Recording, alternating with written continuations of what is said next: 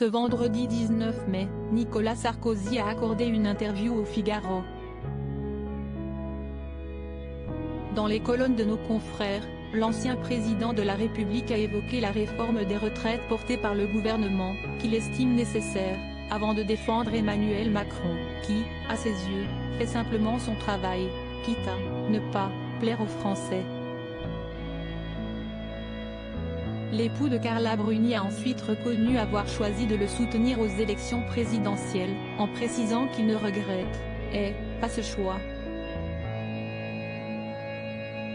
Non pas parce que je serais devenu macroniste, mais parce qu'entre Mélenchon et l'extrême gauche d'un côté, et Marine Le Pen et le Rassemblement national de l'autre, je pense que voter Macron était le meilleur choix pour la France, a déclaré Nicolas Sarkozy. Sur sa lancée, l'ancien chef d'État a affirmé qu'il ne ferait jamais la politique du pire, en donnant ses arguments. Il faut aider la France et donc aider celui que les Français ont choisi comme président de la République. Je ne peux pas souhaiter la catastrophe pour notre pays.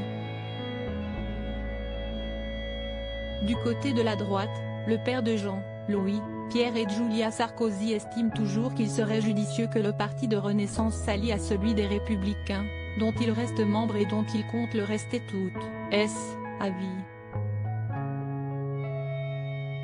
Supérieur à Emmanuel Macron, Nicolas Sarkozy, François Hollande. Les présidents en toute décontraction à Brégançon ne pas à la hauteur sans les Républicains. Il a d'abord annoncé avoir beaucoup d'amitié pour Éric Ciotti, le président des LR, puis a indiqué être fidèle aux militants et à jamais assez reconnaissant pour leur confiance.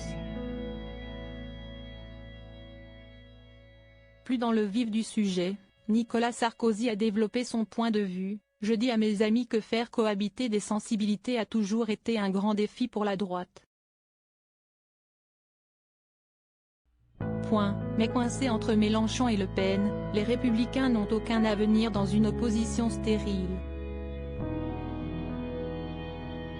Ils n'ont pas souhaité l'élection d'Emmanuel Macron, ils l'ont même combattu, c'était leur droit le plus absolu, mais au final, c'est bien lui qui a été réélu.